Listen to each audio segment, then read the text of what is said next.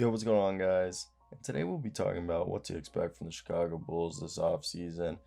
And I think it's going to be definitely a interesting one. Definitely that they don't have any draft picks. So let's get right into it and let's talk about this team.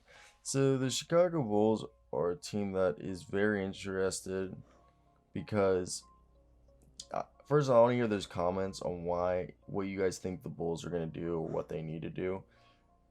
And there's a lot of free agents such as Chris Paul, Mike Conley, Lonzo Ball, Dennis Schroeder, and Spencer Dinwiddie that would help them out a lot. Lauri Markkanen's a restricted free agent. Thaddeus Young and Thomas Stanarowski both have partially guaranteed salaries that are probably going to be guaranteed, but they both could potentially be traded. Stanarowski might not be returning either. I think a signing and trading Marketing would be the best option. I don't think keeping him at all is an option.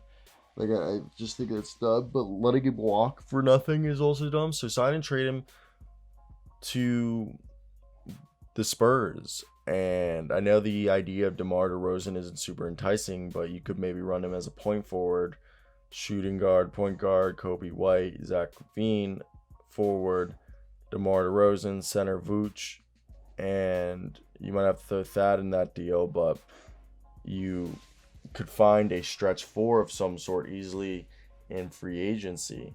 But the reason is look, Chicago doesn't necessarily have to address that situation like that this offseason, but the Zach LaVine contract is another storyline that you people need to watch out for. He's entering the final year of his deal and is extension eligible this offseason, but his max salary extension, about $105 million over 4 years, is worth less than what he could expect as a free agent. Assuming the Bulls have no plans to trade LaVine, he has no plans to accept that extension. So there's two ways this situation could play out. The team could wait until he reaches free agency in 2022 to work out a new contract or renegotiate 21 to 22 salary in order to sign an extension worth more than his 4-year, $105 million max. A renegotiation, however, will require cap space that might be better spent on upgrading the cap and the roster around him, not the cap. So right now they have about 97, 98. Correct me if I'm wrong. About 99 million in used cap space, which is currently leaving them with about almost $13 million in cap. So Devon Dotson probably going to be brought back. Same with Adam Makoka. I really want to think that the best thing is they're going to try to, if they operate over the cap, they're going to try to make a push like the Atlanta Hawks that I hope they do.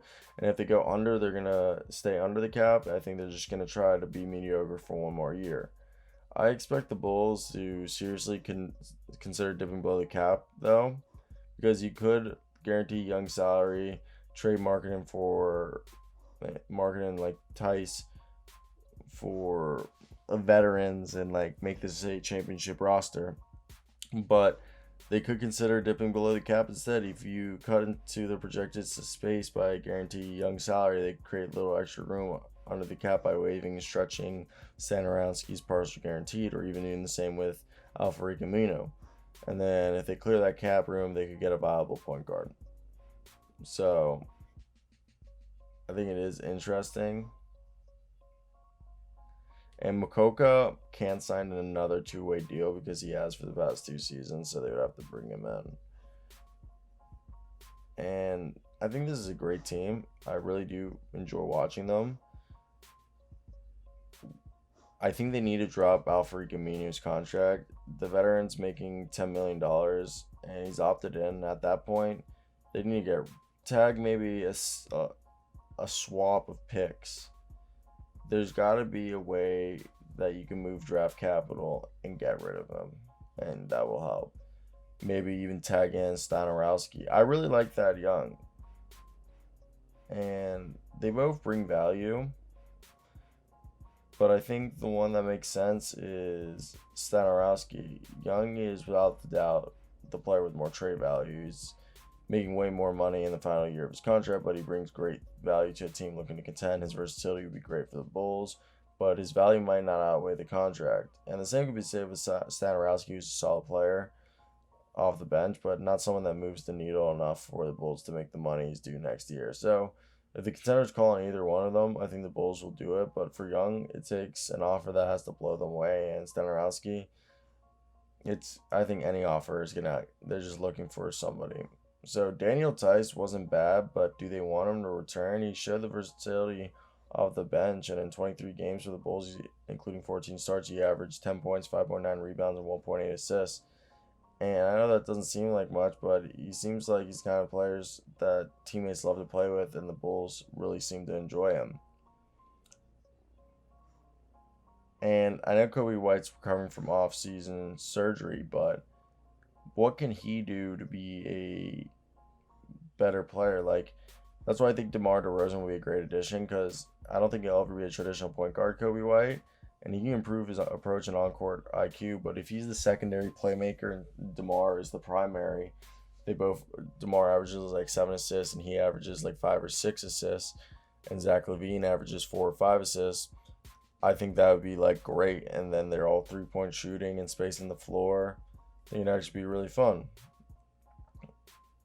And obviously Lonzo Ball would be the best pick if they could somehow afford him and get to put him right next to our guys. But yeah, that's it for me, guys. Hope you guys enjoy. Let me hear your thoughts down below. Peace. Oh, I'm not gonna wrap that up like that, but like, yeah. So I don't know what's gonna happen. I just think they need to do something to make this team go from where they are right now into a playoff team, because they have the All-Stars. So let me hear your thoughts down below, boys. But now I'm actually ending the video because, you know what, we're done. Peace out.